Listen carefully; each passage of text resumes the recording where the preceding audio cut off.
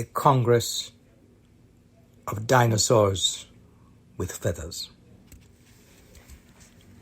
I shall no doubt be forgiven by my literary associates for succumbing in this turbocharged political climate to the temptation to open my discourse with a flock of jailbirds, who, according to Karl Marx in his Communist Manifesto, are collectively defined as the rabble or lumpen proletariat, a categorization comprising the lowest stratum of the industrial working class.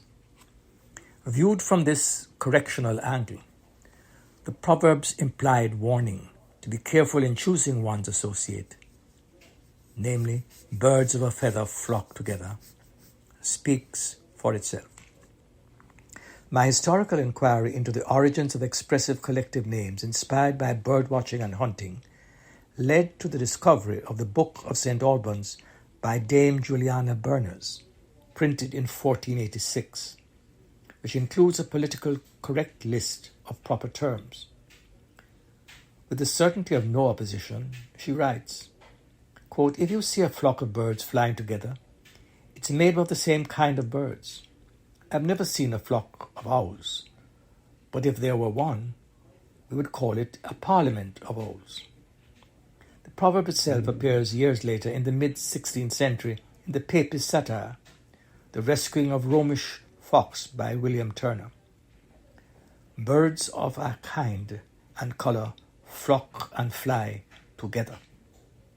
Based on similar revelations in science, we should not, particularly as exponents of literature, be surprised that curious collective nouns and imagery from the experiences of birds in the wild are frequently used to describe and explain human situations, almost as if they were an exact copy of the natural lives of birds in the wild. This would explain how our language, specifically in the use of collective nouns, must have developed. Scientists remind us also that birds were living on the planet 125 million years ago, long before humans. Sinosauropteryx, the dinosaur with feathers, roamed the earth long before we humans came along. It should not therefore be alarming that storytellers have looked on the world of feathered birds to explain, describe, understand, and depict natural phenomenon and human interaction in print, in verse, and in prose. And so, birds, including doves, crows, falcons, nightingales, and larks, flutter through the lines of Shakespeare's Romeo and Juliet. They add exceptional depth and emotional qualities to the narrative for the enhanced enjoyment and pleasure from the mastery exercised by the writer.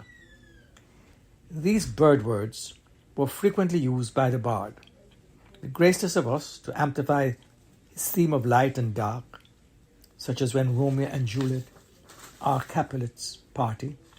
Shakespeare inserts the romantic with an uppercase R, that the Infanta's beauty lights up the room. Similarly, Juliet's two references to birds give us insight into her nature. They explain the lover's vacillator mindset, somewhat timorous on occasion, but portraying a strong desire for the ability to tame and control not only wild things, but time itself. In Act 2, Scene 2, Juliet says, "I would have thee gone, and yet no farther than the wanton's bird who lets it hop a little from her hand, and with a silk thread pulls it back again." Romeo, "I would I were that bird." Juliet, "Sweet, so would I." In Act 3, Scene 3, Juliet implores her beau to linger longer to stretch the night into day, although both are aware of the personal danger he faces from her family. Juliet, "Wilt thou be gone? It is not yet near day. It is the nightingale and not the lark you hear. Nightly she sings on yon pomegranate tree." Romeo appreciates the reality of his exposure and death should he be discovered in a compromising position, and speaks truth to lover. Romeo, "Look, love, it was the lark, the herald of the morn." Not too long ago, when I was in my terrible teens, we would refer to girls, particularly those we found were said to be fond of, as birds. And I remember those Saturdays at noon, looking down the girls in their latest fashions, darting in and out of the stores along King Street, from my preferred perch on the balcony of Nathan's soda fountain. My pals and I would studiously observe the bevy of astonishing birds, dressed up to make a statement in their finest feathers. It bolstered our male ego to believe that the objets d'art of our surveillance were totally aware that they were targets of our eagle eyes, comparing and contrasting their admirable features. Fortunately, we were in advance of the Me Too era, in which addiction to the weekly ritual objectivism would be condemnable. But in a bygone Ave's world, it was a perfectly natural and respectable way to go about seeking a soulmate. Not that I ever thought of mimicking the attention-seeking ritual of the colourful males from the ostentation of peacocks on our bogwalk farm. I was not jealous of their magnificent tail feathers, resplendent in the noonday sun, shivering with anticipation, and like a Spanish dancer with staccato movements, flashing its innermost thoughts for all, particularly the targeted female, to observe and enthusiastically respond. The tango stomping backwards and forwards. There was minimal difference between a birdwatcher viewing the landscape through binoculars and our Saturday sport. As with the way of birds, the time would come when we would pursue the chosen ones. Every year we imported a few pairs of exotic birds to Bogwalk. In terms of brilliance of colour and intensity of spirit, they were bouquets of pheasants. They seemed to have split personalities and would sometimes be very aggressive in a fight to the death if provoked by another male bird or an unsuspecting human male visitor.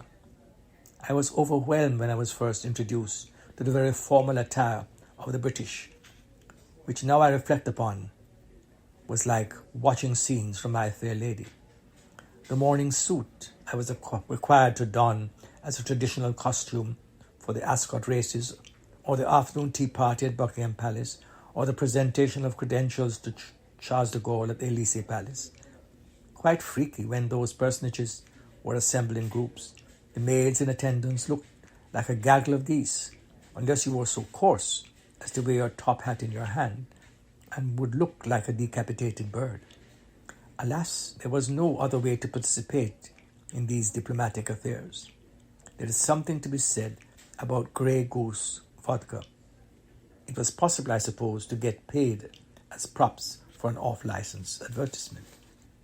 The most hilarious attire was a silly stiff uniform rented from Moss Bros for the white tie reception for the diplomatic corps at Buckingham Palace. If you have seen photographs of penguins like toy soldiers shuffling as they walk on webbed feet, then that's what it was like being herded into various elaborately chandeliered staterooms of the palace. My epiphanous moment was the first time I attended and realized not only that we looked like a colony of penguins, but that the collective noun colony was so exquisitely appropriate. For a great many of us dining and dancing were doing so in the very epicenter of Her Britannic Majesty's Empire, in her royal presence, which had ruled over its colonial subjects. I am convinced that humans adhere as much to customs and culture as to clusters, for I kept repeating the experience, although I considered it ludicrous. But it appealed to my sense of history and the musicality of the English language, and in truth, its theatricality was as comical as a live performance starring Miss Doolittle and Captain Pickering. But I must confess that the single saving grace was the spectacle of the gowned spouses, who, unlike Rubens' graces, were spectacularly covered up in a plethora of garments of the finest quality. Their jewels glistened and glittered on poofed hairdos, encircled their throats, dripped from their ears, dangled decoratively from the wrists, and sparkled like diamonds from the extended fingers. There was a palace photograph of a certain attendee descending the magnificent staircase, the hem of her evening gown highlighted with cerise-coloured ostrich feathers slid slowly and sedately over each step, and decidedly much more slowly than the 43 miles per hour running speed of this giant light bird of the pride, from which the feathers had presumably been plucked. I would have abandoned the diplomatic life and was instead called to the bar and entered another sphere also dominated by the legacy of British colonialism and colonialization, the courts of justice. In Jamaica, where the Queen was still and still is head of state and sovereign, lawyers who function in the appeals court were required to wear ridiculous grey wigs with little twists at the back of the head. And then wise old justices, when assembled, looked like vultures. Some observers saw a resemblance to a murder of crows or a parliament of owls. The hawks, being solitary by nature, apparently are not prescribed a collective. Young attorneys like myself appeared like chicks, or more like prey being ready to be devoured by the falcons of the bench. In most instances, they devoured our briefs.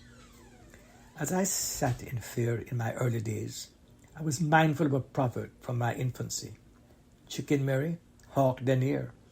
So long as the hawks were at close range, it meant no letting down our guard, meaning no merriment whatever. As I am on a point of good behavior, I should mention there were a group of ladies who, because of their proximity to the angels and the purity of their white clothing, are more appropriately called a choir than a flock. When I see them in church or on television, they appear as docile and peaceful as a flock of white ibis. The jury on collective names is hung. Call them flock, as in the Bible, or choir, as in bird words. In my lexicon, if they are like choristers in heavens, can't birds be angels too?